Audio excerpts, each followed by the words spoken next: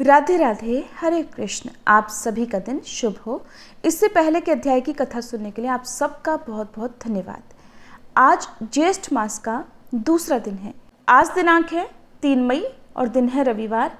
और आज ज्येष्ठ मास के कृष्ण पक्ष की द्वितीय तिथि तड़के 12:51 से शुरू होगी। पूरा दिन द्वितीय तिथि रहेगी और सोमवार को सुबह 3:02 पर द्वितीय तिथि का समापन होगा। ब्रह्म मुहूर्त सुबह 4:19 से 5:07 तक रहेगा।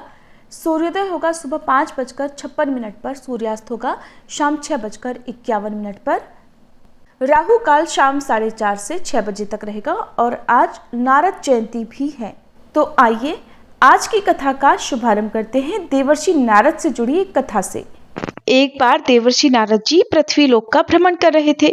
तब उन्हें उनके एक खास भक्त जो कि नगर के एक सेठ थे, उन्होंने याद किया। अच्छी सेवा सत्कार के बाद सेठ जी ने नारद जी से प्रार्थना की कि हे देवर्षि, आप ऐसा कोई आशीर्वाद दीजिए कि कम से कम एक संतान तो मेरी हो जाए। नारद जी ने कहा कि तुम लोग चिंता मत करो, मैं अभी श्री नारायण भगवान से मिलने जा रहा हूँ।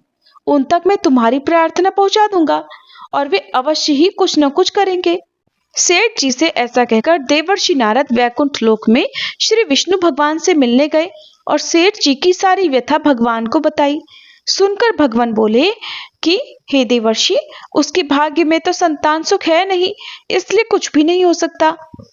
उसके कुछ समय बाद देवर्षि नारद जी ने एक दिए में तेल ऊपर तक भरा और अपनी हथेली पर सजाया और पूरे विश्व की यात्रा की।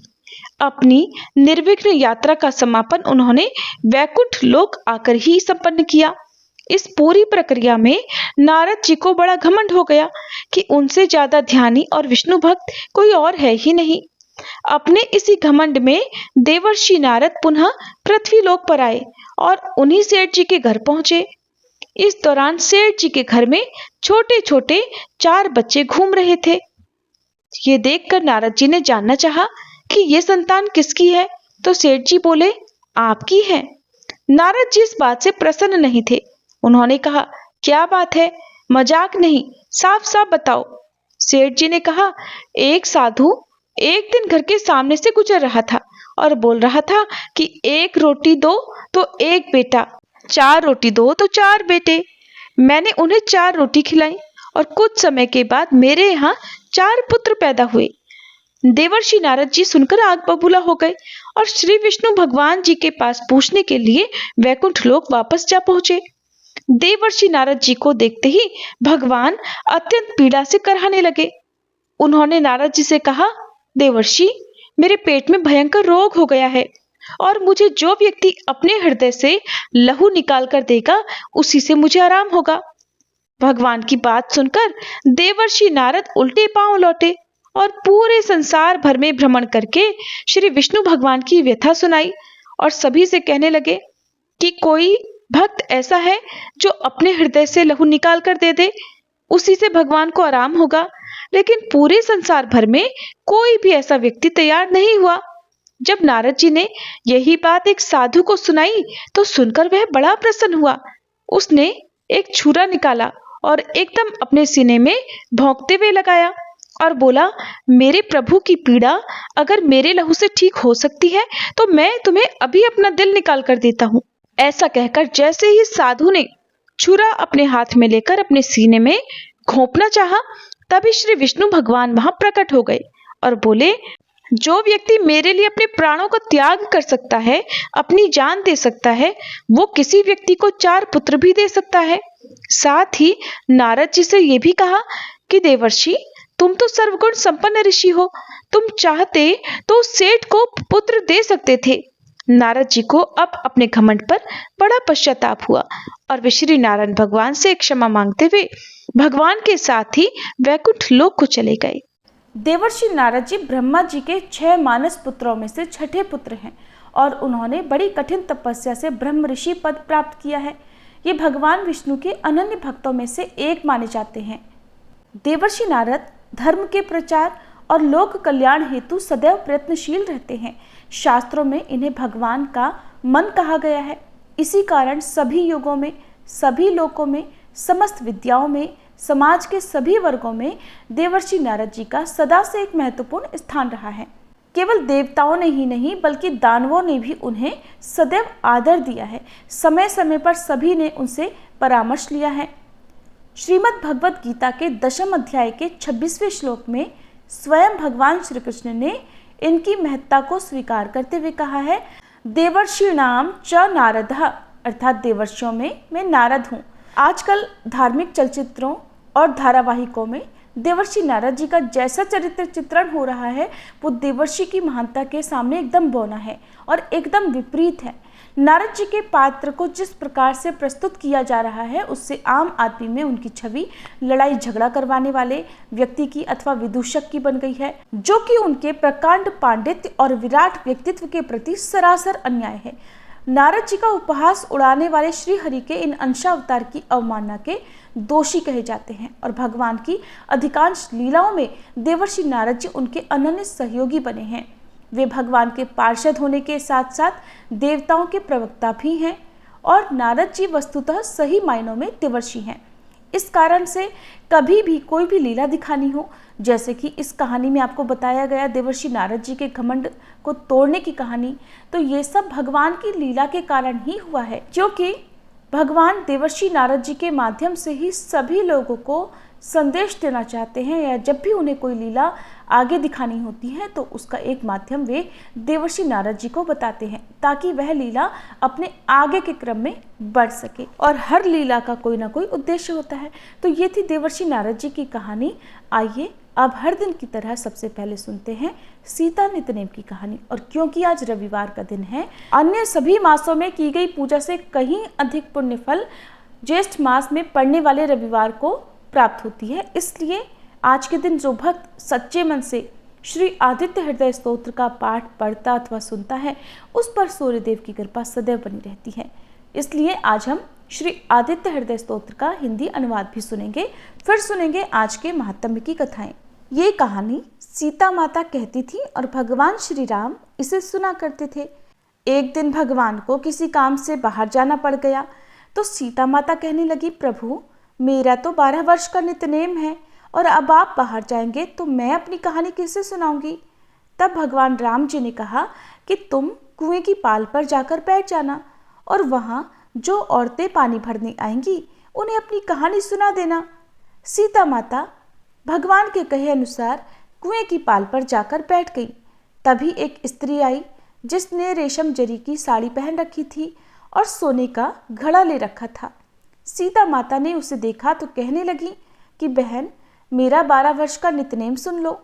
तब वह स्त्री बोली, मैं तुम्हारा नित्यनेम सुनूंगी तो मुझे तो घर जाने में देर हो जाएगी, फिर मेरी सास मुझसे लड़ेगी। उसने कहानी नहीं सुनी और चली गई। घर जाते ही उसकी रेशम जरी की साड़ी फट गई, सोने का घड़ा मिट्टी के घड़े में बदल गया। ये सब देखकर सासू माँ ने पूछा, अरे बहू ये किसका दोष अपने सिर पर लगाकर आई हो। तब बहू ने कहा कि माँ जी कुएं पर एक औरत बैठी थी, उसने कहानी सुनने के लिए कहा लेकिन मैंने नहीं सुनी, जिसका ये फल मुझे मिला है। अब बहू की बात सुनकर अगले दिन वही साड़ी और घड़ा लेकर सास कुएं की पाल पर गई। सास को वहीं पर सीता माता बैठी मिली तो सीता माता ने उससे भी कहा कि बहन मेरी कहानी सुन लीजिए। सास बोली कि एक बार छोड़, मैं तो 4 बार कहानी सुन लूंगी। तब सीता माता ने कहना शुरू किया, राम आए लक्ष्मण आए, देश के पुजारी आए, नित नेम का नेम लाए, आओ राम बैठो राम, तपी रसोई जीमो राम, माखन मिश्री खाओ राम, दूध बताशा पियो राम, सूत के पलका मोठो राम, शाल दुशाला पोठो राम, शाल दुशाला ओढ़ो राम, जब बोलूं जब राम ही राम, राम सवारे सबके काम, खाली घर भंडार भरेंगे, सबका बेड़ा पार करेंगे, श्री राम जय जय राम। सास बोली कि बहन कहानी तो बहुत अच्छी लगी। कहानी सुनकर सास घर चली गई और उसकी वह साड़ी फिर से रेशम जरी की बन गई और मिट्टी का घड़ा भी सोने के घड़े में बदल गया। ये सब देखकर बहू बोली, माँ जी आपने ये सब कैसे किया। सास ने कहा, बहू तू तो दोष लगा के आई थी और मैं अब दोष उतार कर आ रही हूँ। बहू ने हैरान होकर फिर पूछा कि तो माँ जी वो कुएं वाली स्त्री कौन है। सास बोली, वे तो साक्षात सीता माता थी। वे पुराने से नया कर देती हैं, खाली घर में भंडार भर देती हैं। वह लक्ष्मी जी का वास घर में कर देती हैं। व्यक्ति की जो भी इच्छा हो उसे पूरा कर देती हैं। तब बहू बोली, माँ जी फिर तो ऐसी कहानी मुझे भी सुना दीजिए। सास बोली कि ठीक है, तुम भी सुनो। फिर सास ने कहानी शुरू की। राम आए, लक्ष्मण आए, देश के पुजारी आए, नित नेम का नेम लाए। आओ राम, बैठो राम, तपी रसोई जीमो राम। माखन मिश्री खाओ राम, दूध बताशा पियो राम। सूत के पलका मोठो राम, शाल दुशाला पोठो राम। शाल दुशाला ओढ़ो राम। जब बोलूं जब राम ही राम, राम सवारे सबके काम। खाली घर भंडार भरेंगे, सबका बेड़ा पार करेंगे। श्री राम जय जय राम। कहानी सुनकर बहू बोली, माँ जी कहानी तो बहुत अच्छी है। सास ने कहा, ठीक है, अब तो हम इस कहानी को रोज कहा करेंगे। अब सास बहू रोज सवेरे उठती, नहाती धोती और पूजा करने के बाद नित्य नेम की सीता माता की कहानी कहती। एक दिन उनके यहाँ पड़ोस की एक औरत आई और बोली, बहन जरा सी आँच तो देना। तो वे बोली कि आँच तो अभी तक हमने जलाई ही नहीं। पड़ोसन ने पूछा, तो फिर तुम सुबह 4 बजे से उठकर कर क्या रही हो? उन्होंने बताया कि सुबह उठकर हम तो पहले पूजा करते हैं, फिर सीता माता की नित्य नेम की कहानी कहते हैं। पड़ोसन ने उनकी बात सुनकर फिर पूछा, सीता माता की कहानी कहने से तुम्हें क्या मिला? तब वे बोली कि इनकी कहानी कहने से घर में भंडार भर जाते हैं, सारे काम सिद्ध हो जाते हैं, मन की इच्छा भी पूरी होती है। पड़ोसन बोली कि बहन फिर तो ऐसी कहानी मुझे भी सुना दो। वह बोली, ठीक है, तो फिर तुम भी ये कहानी सुन लो। राम आए, लक्ष्मण आए, देश के पुजारी आए, नित्य नेम का नेम लाए। आओ राम, बैठो राम, तपी रसोई जीमो राम। माखन मिश्री खाओ राम, दूध बताशा पियो राम। सूत के पलका मोठो राम, शाल दुशाला पोठो राम। शाल दुशाला ओढ़ो राम। जब बोलूं जब राम ही राम, राम सवारे सबके काम। खाली घर भंडार भरेंगे, सबका बेड़ा पार करेंगे। श्री राम जय जय राम। सारी कहानी सुनने के बाद पड़ोसन कहने लगी, बहन कहानी तो मुझे बहुत अच्छी लगी। अब वह पड़ोसन भी नित्यनेम सीता माता की कहानी कहने लगी। कहानी कहने से सीता माता ने पड़ोसन के भी भंडार भर दिए। अब तो पूरे मोहल्ले में नित्यनेम की कथा चल पड़ी और हर किसी की मनोकामना सीता माता की कृपा से पूरी होने लगी। हे सीता माता, हे जानकी माता, जैसे आपने उनके भंडार भरे वैसे ही हम सबके भी भरना। कहानी कहने वाले के, सुनने वाले के और हुंकार भरने वाले के भी। सभी प्रेम से बोलिए, सीता माता की जय। श्री रामचंद्र भगवान युद्ध से थककर चिंता करते हुए रणभूमि में खड़े हुए थे। इतने में रावण भी युद्ध के लिए उनके सामने आकर खड़ा हो गया। ये देख भगवान अगस्त्य मुनि, जो युद्ध देखने के लिए देवताओं के साथ आए थे, वे मुनि भगवान राम के पास जाकर बोले। मुनि ने कहा, हे सबके हृदय में रमण करने वाले महाबाहो राम, ये सनातन रमणी गोपनीय स्तोत्र सुनो। वत्स, इसके जाप से तुम युद्ध में अपने समस्त शत्रुओं पर विजय पाओगे, इसमें संदेह नहीं है। इस गोपनीय स्तोत्र का नाम है आदित्य हृदय स्तोत्र। ये परम पवित्र और शत्रुओं का विनाश करने वाला है। इसके जाप से सदा विजय प्राप्त होती है। ये नित्य, अक्षय और परम कल्याणमय है। संपूर्ण मंगलों का भी मंगल है। इस स्तोत्र के पाठ से सभी पापों का विनाश होता है। ये चिंता और शोक को मिटाने वाला और आयु को बढ़ाने वाला है। भगवान सूर्य अपनी अनंत किरणों से सुशोभित हैं। ये नित्य उदय होने वाले देवता और असुरों से पूजनीय विवस्वान नाम से प्रसिद्ध प्रभा का विस्तार करने वाले भास्कर और संसार के स्वामी भुवनेश्वर हैं।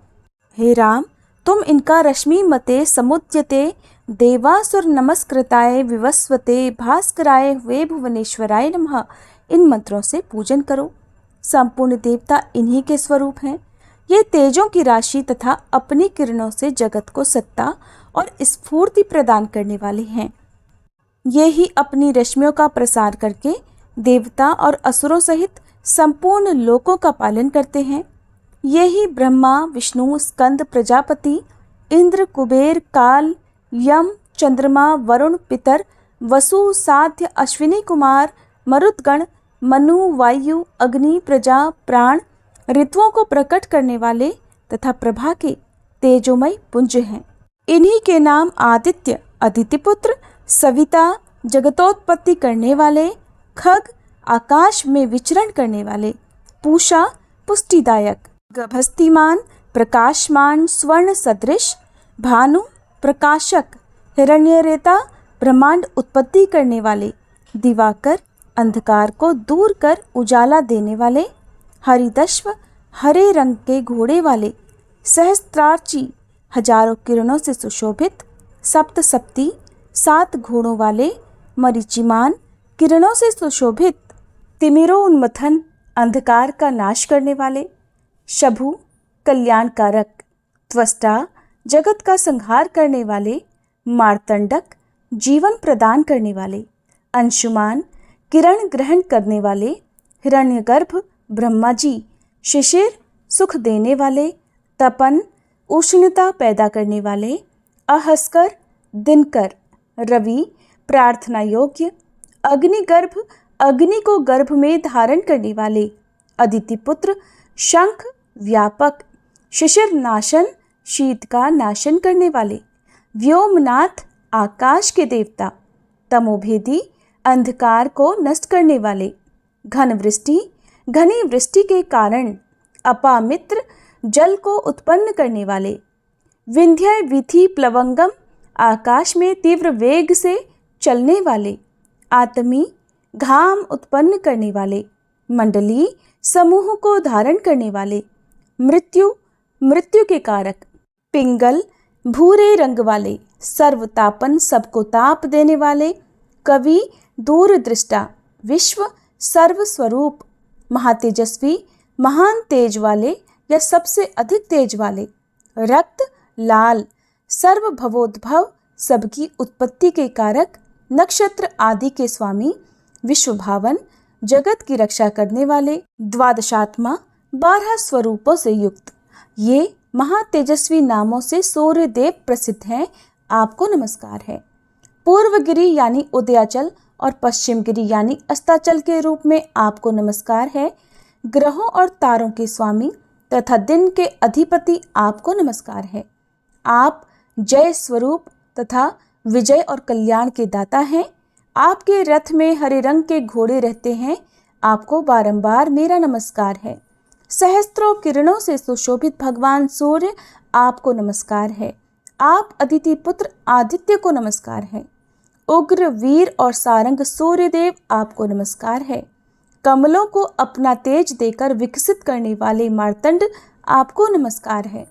आप ब्रह्मा विष्णु और शिव के स्वामी हैं। परात्पर रूप में सुर आपकी संज्ञा है। ये पूरा सूर्यमंडल आपका स्वरूप है। सबको स्वाहा कर देने वाले अग्नि भी आपका ही रूप है। आप रौद्र रूप धारण करने वाले हैं। आपको नमस्कार है। अज्ञान और अंधकार के आप नाशक हो।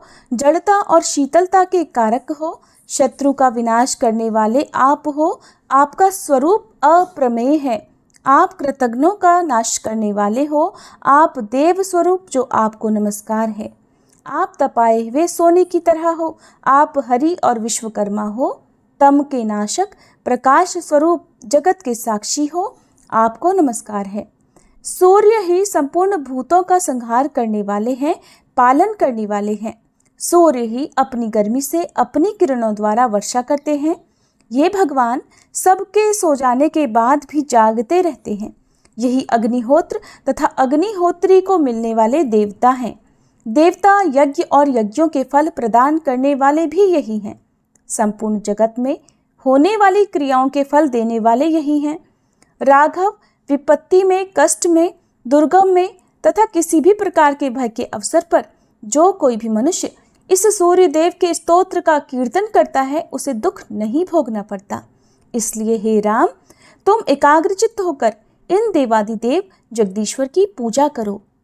इस आदित्य हृदय का 3 बार पाठ करने से तुम युद्ध में निश्चित ही विजय प्राप्त करोगे। महाबाहु राम, तुम इसी क्षण रावण का वध कर सकोगे। ऐसा कहकर अगस्त मुनि वहां से चले गए। अगस्त मुनि का उपदेश सुनकर महातेजस्वी श्री रामचंद्र जी का शोक दूर हो गया। उन्होंने प्रसन्न चित्त से आदित्य हृदय स्तोत्र का पाठ किया और स्तोत्र को धारण किया। 3 बार आचमन करके जाप किया।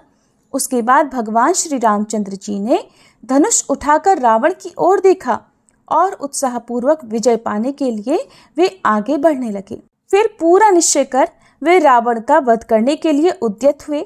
उस समय देवताओं के मध्य में खड़े हुए भगवान सूर्य ने प्रसन्न होकर श्री रामचंद्र जी की ओर देखा और निशाचर राज रावण के विनाश का समय नजदीक जानकर हर्षपूर्वक कहा, रघुनंदन अब जल्दी करो। ये था श्री आदित्य हृदय स्तोत्र का हिंदी अनुवाद। अब सुनिए ज्येष्ठ मास के दूसरे दिन का महात्म्य। भगवान श्री कृष्ण ने कहा, सांब, अब मैं सूर्य के विशिष्ट अवसरों पर होने वाले व्रत उत्सव और पूजन की विधियों का वर्णन करता हूँ, उन्हें सुनो। किसी मास के शुक्ल पक्ष की सप्तमी, ग्रहण या संक्रांति के एक दिन पहले एक बार हविष्यान्न का भोजन कर सायंकाल के समय भलीभांति आचमन आदि करके अरुण देव को प्रणाम करना चाहिए तथा सभी इंद्रियों को संयम में रखकर भगवान सूर्य का ध्यान कर रात्रि में जमीन पर कुश की शैया पर शयन करना चाहिए। दूसरे दिन प्रातःकाल उठकर विधि पूर्वक स्नान संपन्न करके संध्या करे तथा पूर्वोक्त मंत्र ओम खगोलकाय स्वाहा, इस मंत्र का जाप और सूर्य भगवान की पूजा करें। अग्नि को सूर्य ताप के रूप में समझकर वेदी बनाएं और संक्षेप में हवन तथा तर्पण करें। गायत्री मंत्र से प्रोक्षण कर पूर्वाग्र और उत्तराग्र कुशा बिछाएं। अनंतर सभी पात्रों का शोधन कर दो, यानी कि शुद्धि कर दो। कुशाओं की प्रदेश मात्र की एक पवित्री बनाएं। फिर उस पवित्री से सभी वस्तुओं का प्रोक्षण करें अर्थात शुद्ध करें। घी को अग्नि पर रखकर पिघला लें। उत्तर की ओर पात्र में उसे रख दें। फिर अग्नि में 3 बार घी डालें। स्रुवा आदि का कुशों के द्वारा परिमार्जन और संप्रोक्षण करके अग्नि में सूर्य देव की पूजा करें और दाहिने हाथ में स्रुवा ग्रहण कर मूल मंत्र से हवन करें। मनोयोग पूर्वक मौन धारण कर सभी क्रियाएं संपन्न करनी चाहिए। पूर्णाहुति के बाद तर्पण करें। फिर ब्राह्मणों को उत्तम भोजन कराना चाहिए और यथाशक्ति उनको दक्षिणा भी देनी चाहिए। ऐसा करने से मनोवांछित फल की प्राप्ति होती है। माघ मास की सप्तमी को वरुण नामक सूर्य की पूजा करें। इसी प्रकार क्रमशः फाल्गुन में सूर्य, चैत्र में विशाख, विशाख में धाता, ज्येष्ठ में इंद्र, आषाढ़ में रवि, श्रावण में नभ, भाद्रपद में यम, आश्विन में पर्जन्य, कार्तिक में त्वष्टा, मार्गशीर्ष में मित्र तथा पौष मास में विष्णु नामक सूर्य का अर्चन करें। इस विधि से 12 मासों में अलग अलग नामों से भगवान सूर्य की पूजा की जाती है। इस प्रकार श्रद्धा भक्ति पूर्वक एक दिन पूजा करने से वर्ष पर्यंत की गई पूजा का फल स्वतः ही प्राप्त हो जाता है। उपर्युक्त विधि से 1 वर्ष तक व्रत कर रत्न जटित स्वर्ण का एक रथ बनवाएं। उसमें 7 घोड़े बनवाएं। रथ के बीच में सोने के कमल के ऊपर रत्नों के आभूषणों से अलंकृत सूर्य नारायण की सोने की मूर्ति की स्थापना करें। रथ के आगे उनके सारथी को बिठाएं। फिर 12 ब्राह्मणों में से 12 महीनों के सूर्यों की भावना कर 13वें मुख्य आचार्य को साक्षात सूर्य नारायण समझकर उनकी पूजा करें तथा उन्हें रथ, छत्र, भूमि, गऊ आदि समर्पित करें। इसी प्रकार रत्नों के आभूषण, वस्त्र, दक्षिणा और एक घोड़ा उन 12 ब्राह्मणों को दें। फिर हाथ जोड़कर प्रार्थना करें कि हे ब्राह्मण देवताओं, इस सूर्य व्रत के उद्यापन करने के बाद यदि असमर्थतावश कभी सूर्य व्रत न कर सकूं तो मुझे कोई दोष न लगे। ब्राह्मणों के साथ आचार्य भी एवं अस्तु कहकर यजमान को आशीर्वाद दें और कहें, सूर्य भगवान तुम पर प्रसन्न हो। जिस मनोरथ की पूर्ति के लिए तुमने ये व्रत किया है और भगवान सूर्य की पूजा की है, वह तुम्हारा मनोरथ सिद्ध हो और भगवान सूर्य उसे पूरा करें।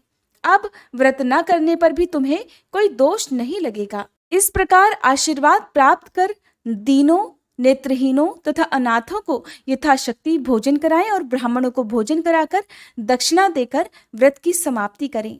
जो व्यक्ति इस सप्तमी व्रत को 1 वर्ष तक करता है वह 100 योजन लंबे चौड़े देश का धार्मिक राजा होता है और इस व्रत के फल से 100 वर्षों से भी अधिक निष्कंटक राज्य करता है। जो स्त्री इस व्रत को करती है वह राजपत्नी होती है, अर्थात रानी होती है। निर्धन व्यक्ति इस व्रत को यथाविधि संपन्न कर बतलाई हुई विधि के अनुसार तांबे का रथ ब्राह्मणों को देता है तो वह 80 योजन लंबा चौड़ा राज्य प्राप्त कर लेता है। इसी प्रकार आटे का रथ बनवाकर दान करने वाला 60 योजन विस्तृत राज्य प्राप्त करता है। वह चिरायु, निरोग और सुखी रहता है। इस व्रत को करने से पुरुष एक कल्प तक सूर्य लोक में निवास करने के बाद राजा होता है। यदि कोई व्यक्ति भगवान सूर्य की मानसिक आराधना भी करता है तो वह भी समस्त आदि व्याधियों से रहित होकर सुखपूर्वक जीवन बिताता है। जिस प्रकार भगवान सूर्य को कोहरा स्पर्श नहीं कर पाता, उसी प्रकार मानसिक पूजा करने वाले साधक को किसी प्रकार की आपत्तियां स्पर्श नहीं कर पाती। यदि किसी ने मंत्रों के द्वारा भक्ति पूर्वक विधि विधान से व्रत संपन्न करते हुए भगवान सूर्य नारायण की आराधना की तो फिर उसके विषय में तो कहना ही क्या। इसलिए अपने कल्याण के लिए भगवान सूर्य की पूजा अवश्य करनी चाहिए। पुत्र सूर्य नारायण ने इस विधि विधान को स्वयं अपने मुख से मुझसे कहा था। आज तक उसे गुप्त रहकर पहली बार मैंने तुमसे कहा है। मैंने इसी व्रत के प्रभाव से हजारों पुत्र और पौत्रों को प्राप्त किया है, दैत्यों को जीता है, देवताओं को वश में किया है और मेरे इस चक्र में सदा सूर्य भगवान निवास करते हैं। नहीं तो इस चक्र में भला इतना तेज कैसे होता। यही कारण है कि सूर्य नारायण का नित्य जप, ध्यान, पूजन आदि करने से मैं जगत का पूज्य हूं। वत्स, तुम भी मन, वाणी और कर्म से सूर्य नारायण की आराधना करो। ऐसा करने से तुम्हें विविध सुख प्राप्त होंगे। जो पुरुष भक्ति भाव पूर्वक इस विधान को सुनता है वह भी पुत्र, पौत्र, आरोग्य और लक्ष्मी को प्राप्त करता है और सूर्यलोक को भी प्राप्त हो जाता है। तब भगवान कृष्ण कहने लगे, सांब, माघ मास के शुक्ल पक्ष की पंचमी तिथि को एक भुक्त व्रत और षष्ठी को नक्त व्रत करना चाहिए। कुछ लोग सप्तमी में उपवास करना चाहते हैं और कुछ विद्वान षष्ठी में उपवास और सप्तमी तिथि में पारण करने का विधान बताते हैं। इस प्रकार अनेकों मत इस बारे में हैं।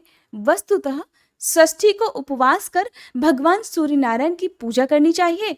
रक्त चंदन, करवीर पुष्प, गुग्गल, धूप, पायस आदि नैवेद्यों से माघ आदि 4 महीनों तक सूर्य नारायण की पूजा करनी चाहिए। ज्येष्ठ मास सूर्य नारायण को समर्पित होता है। इस पूरे ही मास में भगवान सूर्य नारायण की विधि विधान से पूजा करनी चाहिए। आत्मशुद्धि के लिए गोमय मिश्रित जल से स्नान, गोमय का प्राशन और यथाशक्ति ब्राह्मण भोजन भी कराना चाहिए। ज्येष्ठ आदि 4 महीनों में श्वेत चंदन, श्वेत पुष्प, कृष्ण अगरु धूप और उत्तम नैवेद्य सूर्य नारायण को अर्पण करना चाहिए। इसमें पंचव्य प्राशन कर ब्राह्मणों को स्वादिष्ट भोजन कराना चाहिए। आश्विन आदि 4 मासों में अगस्त्य पुष्प, अपराजित धूप और गुड़ के पुओं के द्वारा नैवेद्य तथा इक्षु रस भगवान सूर्य को समर्पित करना चाहिए। यथाशक्ति ब्राह्मण भोजन कराकर आत्मशुद्धि के लिए कुशा के जल से स्नान करना चाहिए। उस दिन कुशोदक का ही प्राशन करें। व्रत की समाप्ति में ज्येष्ठ मास के शुक्ल सप्तमी को रथ का दान करें और सूर्य भगवान की प्रसन्नता के लिए रथ यात्रोत्सव का आयोजन करें। महापुण्यदायिनी इस सप्तमी को रथ सप्तमी कहा गया है। यह महासप्तमी के नाम से अभिहित है। रथ सप्तमी को जो उपवास करता है वह कीर्ति, धन, विद्या, पुत्र, आरोग्य, आयु और उत्तमोत्तम कांति प्राप्त करता है। हे पुत्र, तुम भी इस व्रत को करो जिससे तुम्हारे सभी अभीष्टों की सिद्धि हो। इतना कहकर शंख, चक्र, गदा, पद्मधारी श्री कृष्ण अंतर्ध्यान हो गए। सुमंतु ने कहा, हे राजन, उनकी आज्ञा पाकर सांब ने भी भक्ति पूर्वक सूर्य नारायण की आराधना में तत्पर हो रथ सप्तमी का व्रत किया और फिर कुछ ही समय में रोग मुक्त होकर मनोवांछित फल प्राप्त कर लिया। अब जानिए सूर्य देव के रथ और उसके साथ भ्रमण करने वाले देवता, नाग आदि के वर्णन के बारे में। राजा शतानीक ने पूछा, हे मुने, सूर्य नारायण की रथ यात्रा किस विधान से करनी चाहिए? रथ कैसा बनाना चाहिए? इस रथ यात्रा का प्रचलन मृत्युलोक में किसके द्वारा हुआ? इन सब बातों को आप कृपापूर्वक मुझे बतलाइए। सुमंतु मुनि बोले, राजन, किसी समय सुमेरु पर्वत पर समासीन भगवान रुद्र ने ब्रह्मा जी से पूछा, श्री ब्रह्मा जी, इस लोक को प्रकाशित करने वाले भगवान सूर्य किस प्रकार के रथ में बैठकर भ्रमण करते हैं, इसे आप बताइए। तब ब्रह्मा जी कहने लगे, हे त्रिलोचन, सूर्य नारायण जिस प्रकार के रथ में बैठकर भ्रमण करते हैं उसका मैं वर्णन करता हूं, आप सानंद सुनिए। एक चक्र, 3 नाभि, 5 अरे तथा स्वर्णमय अति कांतिमान 8 बंधों से युक्त और एक नेमी से सुसज्जित इस प्रकार के 10,000 योजन लंबे चौड़े अतिशय प्रकाशमान स्वर्ण रथ में विराजमान भगवान सूर्य विचरण करते रहते हैं। रथ के उपस्थ से ईशा दंड 3 गुना अधिक है। यही उनके सारथी अरुण बैठते हैं। इनके रथ का जुआ सोने का बना हुआ है। रथ में वायु के समान वेगवान छंद रूपी 7 घोड़े जुते रहते हैं। संवत्सर में जितने अवयव होते हैं वे ही रथ के अंग हैं। तीनों काल चक्र की 3 नाभियां हैं। 5 ऋतुएं अरे हैं। 6ठी ऋतु नेमी है। दक्षिण और उत्तर ये 2 अयन रथ के दोनों भाग हैं। मुहूर्त रथ के इशु, कला, शम्य, काष्ठाएं रथ के कोण, क्षण, अक्षदंड, निमेश रथ के कर्ण, ईशा दंड, लव, रात्रि, वरुथ, धर्म रथ का ध्वज, अर्थ और काम धुरी का अग्रभाग, गायत्री, त्रिष्टुप, जगती, अनुष्टुप, पंक्ति, बृहति तथा उष्णिक ये 7 छंद 7 अश्व हैं। धुरी पर चक्र घूमता है। इस प्रकार के रथ में बैठकर भगवान सूर्य निरंतर आकाश में भ्रमण किया करते हैं। देव, ऋषि, गंधर्व, अप्सरा, नाग, ग्रामणी और राक्षस ये सब सूर्य के रथ के साथ घूमते हैं और 2-2 मासों के बाद इनका परिवर्तन हो जाता है। धाता और अर्यमा ये 2 आदित्य, पुलत्स्य तथा पुलह नामक 2 ऋषि, खंडक, वासुकी नामक 2 नाग, तुम्बरु और नारद ये 2 गंधर्व, क्रतुस्थला और पुंजिका स्थल ये अप्सराएं, रथ कृस्त्र तथा रथौजा ये 2 यक्ष, हेती तथा प्रहेती नाम के 2 राक्षस ये क्रमशः चैत्र और वैशाख मास में रथ के साथ चला करते हैं। मित्र तथा वरुण नामक 2 आदित्य, अत्रि तथा वशिष्ठ ये 2 ऋषि, तक्षक और अनंत 2 नाग, मेनका तथा सहजन्या ये 2 अप्सराएं, हाहा हुहु 2 गंधर्व, रथ स्वान और रथचित्र में ये 2 यक्ष, पौरुषे और वध नामक 2 राक्षस क्रमशः ज्येष्ठ तथा आषाढ़ मास में सूर्य के रथ के साथ चला करते हैं। श्रावण और भाद्रपद में इंद्र तथा विविस्वान नामक 2 आदित्य, अंगिरा तथा भृगु नामक 2 ऋषि, एलापर्ण तथा शंखपाल ये 2 नाग, प्रमलोचा और दुंदुका नामक 2 अप्सराएं, भानु और दुर्दुर नामक गंधर्व, सर्प तथा बाह्य नामक 2 राक्षस, स्रोत और आपूरण नामक 2 यक्ष सूर्य रथ के साथ चलते रहते हैं। आश्विन और कार्तिक मास में पर्जन्य और पूषा नाम के 2 आदित्य, भारद्वाज और गौतम नामक 2 ऋषि, चित्रसेन तथा वसुरुचि नामक 2 गंधर्व, विश्वाची तथा घृताची नाम की 2 अप्सराएं, ऐरावत और धनंजय नामक 2 नाग और सेनाजित तथा सुषेण नामक 2 यक्ष, आप और वात नामक 2 राक्षस सूर्य रथ के साथ चला करते हैं। मार्गशीर्ष तथा पौष मास में अंशु तथा भग नामक 2 आदित्य तथा कश्यप और कृतु नामक 2 ऋषि, महापद्म और करकोटक नामक 2 नाग, चित्रांगद और अरणायु नामक 2 गंधर्व, सहा तथा असह्या नामक 2 अप्सराएं, तार्क्ष और अरिष्टनेमी नामक यक्ष, आप तथा वात नामक 2 राक्षस सूर्य रथ के साथ चला करते हैं। माघ फाल्गुन में क्रमशः पूषा तथा जिष्णु नामक 2 आदित्य, जमदग्नि और विश्वामित्र नामक 2 ऋषि, कार्दवे और कंबलस्वर ये 2 नाग, धृतराष्ट्र तथा सूर्य वर्चा नामक 2 गंधर्व, तिलोत्मा और रंभा ये 2 अप्सराएं, सेनजित और सत्यजित नामक 2 यक्ष, ब्रह्मोपेत तथा यज्ञोपेत नाम के 2 राक्षस सूर्य रथ के साथ चला करते हैं। श्री ब्रह्मा जी ने कहा, हे रुद्रदेव, सभी देवताओं ने अपने अंशरूप से विविध अस्त्र शस्त्रों को भगवान सूर्य की रक्षा के लिए उन्हें दिया है। इस प्रकार सभी देवता उनके रथ के साथ साथ भ्रमण करते रहते हैं। ऐसा कोई भी देवता नहीं है जो रथ के पीछे ना चले। इस सर्वदेवमय सूर्य नारायण के मंडल को ब्रह्मवेत्ता ब्रह्म रूप, याज्ञिक यज्ञ स्वरूप, भगवत भक्त विष्णु स्वरूप तथा शैव शिव स्वरूप मानते हैं। ये स्थानाभिमानी देवगण अपने तेज से भगवान सूर्य को आप्लावित करते रहते हैं। देवता और ऋषि हर समय भगवान सूर्य की स्तुति करते हैं। गंधर्वगण गान करते हैं तथा अप्सराएं रथ के आगे नृत्य करती हुई चलती रहती हैं। राक्षस रथ के पीछे पीछे चलते हैं। 60,000 बालखिल्य ऋषिगण रथ को चारों ओर से घेर कर चलते हैं।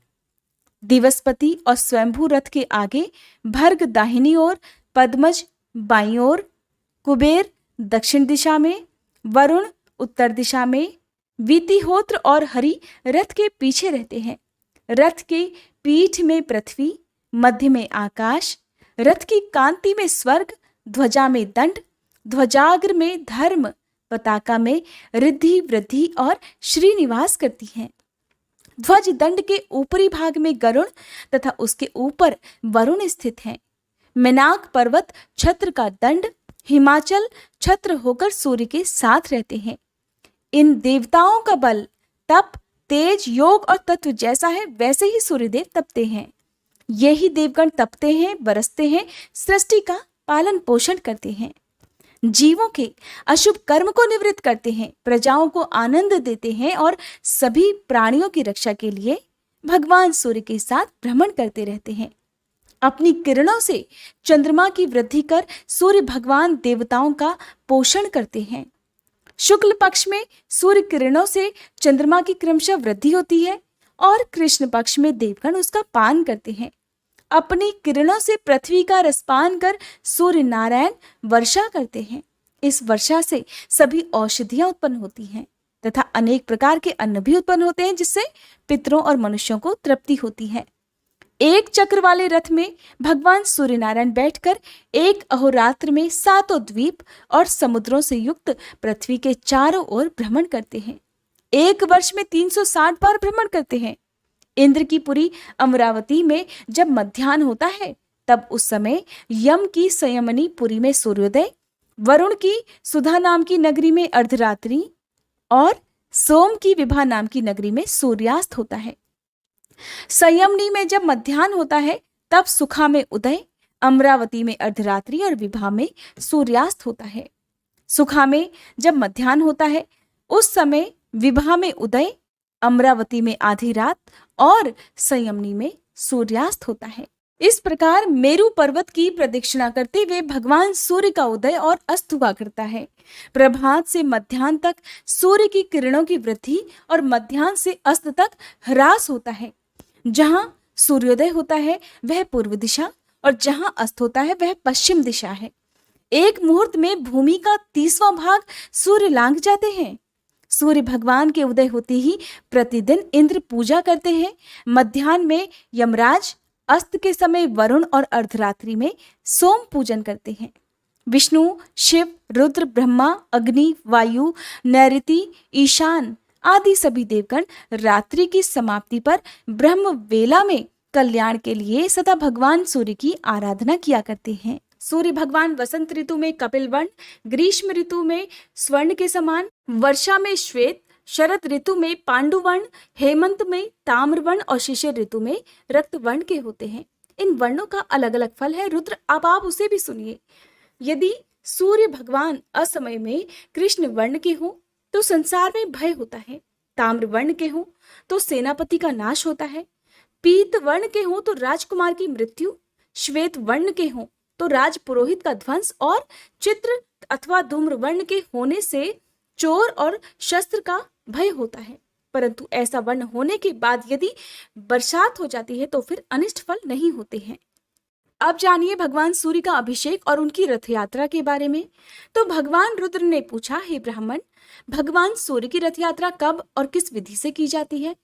रथ यात्रा करने वाले, रथ को खींचने वाले, रथ को वहन करने वाले, रथ के साथ चलने वाले और रथ के आगे नृत्य गान करने वाले, रात्रि जागरण करने वाले पुरुषों को क्या फल प्राप्त होता है?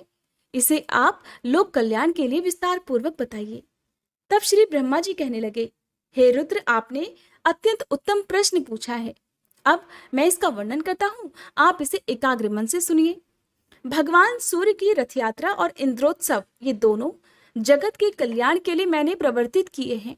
जिस देश में ये दोनों महोत्सव आयोजित किए जाते हैं, वहां दुर्भिक्ष अर्थात अकाल आदि उपद्रव नहीं होते और न ही चोरी आदि का भय ही रहता है। इसलिए अकाल आदि उपद्रवों की शांति के लिए इन उत्सवों को मनाना चाहिए। मार्गशीर्ष के शुक्ल पक्ष की सप्तमी को घी के द्वारा भगवान सूर्य को श्रद्धापूर्वक स्नान कराना चाहिए। ऐसा करने वाला पुरुष सोने के विमान में बैठकर अग्निलोक को जाता है, वहां दिव्य भोग प्राप्त करता है। जो व्यक्ति शक्कर के साथ शाली चावल का भात, मिष्ठान और चित्रवर्ण के भात को भगवान सूर्य को अर्पित करता है, वह ब्रह्मलोक को प्राप्त होता है। जो प्रतिदिन भगवान सूर्य को भक्तिपूर्वक घी का उबटन लगाता है, वह परम गति को प्राप्त होता है। पौष शुक्ल सप्तमी को तीर्थों के जल अथवा पवित्र जल से वेद मंत्रों के द्वारा भगवान सूर्य को स्नान कराना चाहिए। सूर्य भगवान के अभिषेक के समय प्रयाग, पुष्कर, कुरुक्षेत्र, नैमिष, प्रथदूतक अर्थात पेहवा, शोण, गोकर्ण, ब्रह्मावर्त, कुशावर्त, बिल्वक, नील पर्वत, गंगद्वार, गंगा सागर, कालप्रिय, मित्रवन, भांडीर वन, चक्र तीर्थ, राम तीर्थ, गंगा, यमुना, सरस्वती, सिंधु, चंद्रभागा, नर्मदा, विपाशा अर्थात व्यास नदी, तापी, शिवा, वेत्रवती अर्थात बेतवा, गोदावरी, पयोष्णी अर्थात मंदाकिनी, कृष्णा, वेण्या, शतद्रु अर्थात सतलज, पुष्करणी, कौशिकी अर्थात कोसी तथा सरयू आदि सभी तीर्थों, नदियों और समुद्रों का स्मरण करना चाहिए। दिव्य आश्रमों और देव स्थानों का भी स्मरण करना चाहिए। इस प्रकार स्नान कराकर 3 दिन, 7 दिन, एक पक्ष अथवा मास भर उस अभिषेक के स्थान में ही भगवान का अधिवास करे और प्रतिदिन भक्ति पूर्वक उनकी पूजा करता रहे। माघ मास के कृष्ण पक्ष की सप्तमी को मंगल कलशों तथा वितान आदि से सुशोभित चौकोर और पक्के ईंटों से बनी वेदी पर सूर्य नारायण को भली भांति स्थापित कर हवन, ब्राह्मण भोजन, वेद पाठ और विभिन्न प्रकार के नृत्य, गीत, वाद्य आदि उत्सवों को करना चाहिए। फिर माघ शुक्ल चतुर्थी को अयाचित व्रत करे, पंचमी को एक बार भोजन करे, षष्ठी को रात के समय ही भोजन करे और सप्तमी को उपवास कर हवन, ब्राह्मण भोजन आदि संपन्न करे। सबको दक्षिणा देकर पौराणिक की भलीभांति पूजा करे। फिर रत्न जटित स्वर्ण के रथ में भगवान सूर्य को विराजित करे और उस रथ को उस दिन मंदिर के आगे ही खड़ा रखे। रात में जागरण करे और फिर रात में भजन कीर्तन चलता रहे। माघ शुक्ल अष्टमी को रथ यात्रा करनी चाहिए। रथ के आगे विविध बाजे बजते रहे, नृत्य, गीत और मंगल वेद ध्वनि होती रहे। अब जानिए कि किस प्रकार की इस दिशा से रथ यात्रा प्रारंभ की जाती है। तो रथ यात्रा प्रथम नगर के उत्तर दिशा से प्रारंभ की जाती है, फिर क्रमशः पूर्व, दक्षिण और पश्चिम दिशाओं में भ्रमण कराई जाती है। इस प्रकार रथ यात्रा करने से राज्य के सभी उपद्रव शांत हो जाते हैं, राजा को युद्ध में विजय मिलती है तथा उस राज्य में सभी प्रजाएं और पशुगण निरोगी और सुखी हो जाते हैं। रथ यात्रा करने वाले, रथ को वहन करने वाले और रथ के साथ जाने वाले सूर्यलोक में निवास करते हैं। ब्रह्मा जी के मुंह से ऐसा सुनकर तब रुद्र ने फिर से कहा, हे ब्राह्मण, मंदिर में प्रतिष्ठित प्रतिमा को किस प्रकार उठाना चाहिए और किस प्रकार रथ में विराजमान करना चाहिए, इस विषय में मुझे कुछ संदेह हो रहा है, क्योंकि वह प्रतिमा तो स्थिर अर्थात अचल प्रतिष्ठित है, अतः उसे कैसे चलाया जा सकता है। कृपा कर हे ब्रह्मा जी, आप मेरे इस संशय को दूर करें। तब ब्रह्मा जी कहने लगे, संवत्सर के अवयवों के रूप में जिस रथ का पूर्व में मैंने वर्णन किया है, वह रथ सभी रथों में पहला रथ है।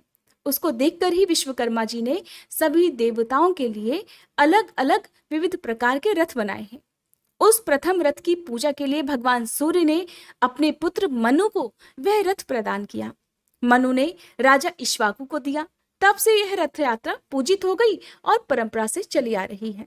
इसलिए सूर्य की रथ यात्रा का उत्सव मनाना चाहिए। भगवान सूर्य तो आकाश में भ्रमण करते रहते हैं, इसलिए उनकी प्रतिमा को चलाने में कोई भी दोष नहीं है। भगवान सूर्य के भ्रमण करते हुए उनका रथ और मंडल दिखाई नहीं पड़ता, इसलिए मनुष्यों ने रथ यात्रा के द्वारा ही उनके रथ और मंडल का दर्शन किया है। ब्रह्मा, विष्णु, शिव आदि देवों की प्रतिमा के स्थापित हो जाने के बाद उनको उठाना नहीं चाहिए, किंतु सूर्य नारायण की रथ यात्रा प्रजाओं की शांति के लिए प्रतिवर्ष करनी चाहिए। सोने, चांदी अथवा उत्तम काष्ठ का अतिशय रमणीय और बहुत सुदृढ़ रथ का निर्माण करना चाहिए।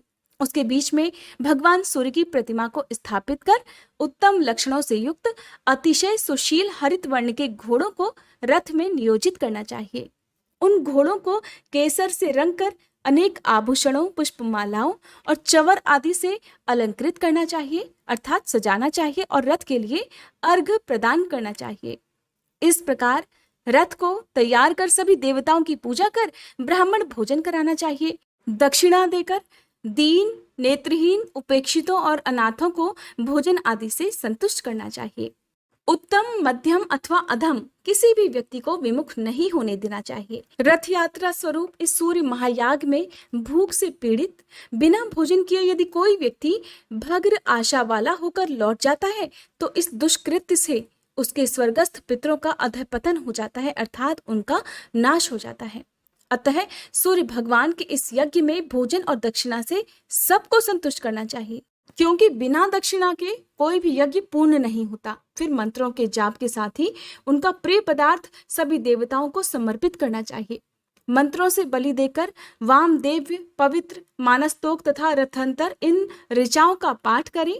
फिर पुण्याहवाचन और अनेक प्रकार के मंगल वाद्यों की ध्वनि कर सुंदर और समतल मार्ग पर रथ को चलाएं, जिससे कहीं पर धक्का ना लगे। रथ धीरे धीरे निरंतर आगे बढ़ना चाहिए। घोड़े के अभाव में अच्छे बैलों को भी रथ में लगा सकते हैं या फिर पुरुष गण ही रथ को खींच सकते हैं। 30 या 16 ब्राह्मण जो शुद्ध आचरण वाले हों, व्रती हों, वे प्रतिमा को मंदिर से उठाकर बड़ी सावधानी से रथ में स्थापित करें। सूर्य प्रतिमा के दोनों ओर सूर्य देव की राज्ञी अर्थात संज्ञा और निशुंभा छाया नामक दोनों पत्नियों को स्थापित करें। सूर्यदेव की पत्नियों के नाम है संज्ञा और छाया, जिनका नाम क्रमशः राज्ञी और निशुंभा भी है। निशुंभा को अर्थात छाया को दाहिनी ओर और राज्ञी को बाईं ओर स्थापित करना चाहिए।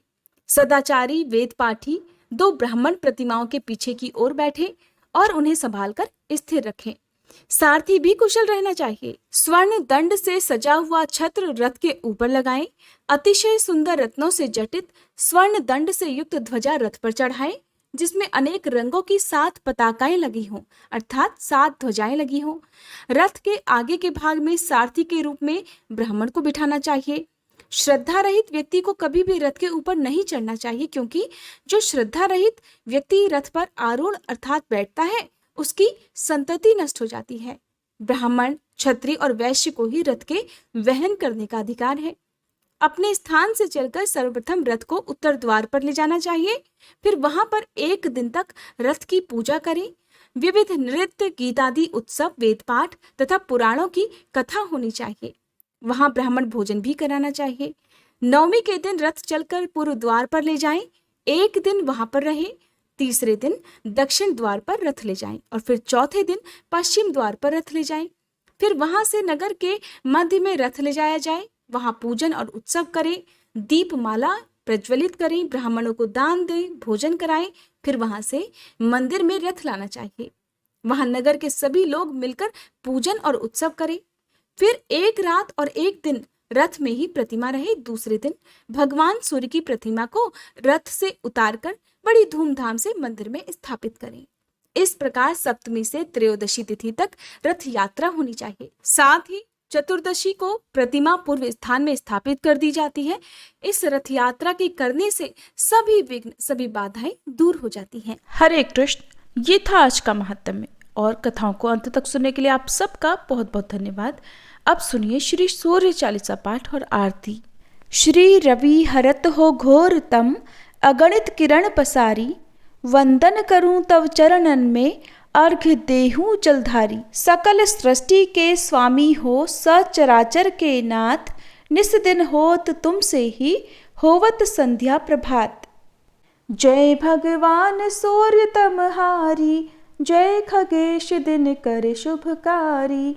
तुम हो सृष्टि के नेत्र स्वरूपा, त्रिगुणधारी त्रैवेद स्वरूपा।